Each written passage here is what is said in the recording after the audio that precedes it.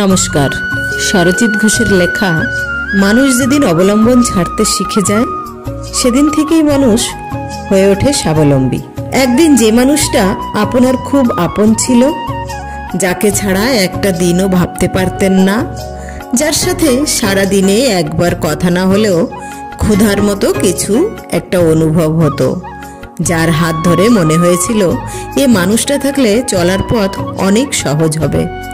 ভালোবাসতে গিয়ে অন্যান্য দামি জিনিসগুলো তুচ্ছ হয়ে গিয়েছিল, এমনকি সে ছেড়ে গেলে বেঁচে থাকাটাও অসম্ভব বলে মনে হতো। কিন্তু কি অদ্ভুত ব্যাপার দেখুন, আজ তাকে ছাড়াই আপনি চলতে পারছেন, হাসছেন, নিজের মতো করে বাঁচছেন। জানেন, কোনো কিছুই স্থায়ী নয়। সময়ের সাথে সাথে সব ক্ষত একদিন শুকিয়েই যায়। মানুষ বুঝে যায় এ পৃথিবীতে নিজের ছাড়া নিজের আপন কেউ নেই। নিজের হাতটা নিজেই তখন শক্ত করে ধরে ফেলে সে। কোনো একটা অবলম্বন ছেড়ে গেলে মানুষের কাছে আর একটা অবলম্বন থাকেই, যাকে বলে স্বাবলম্বন।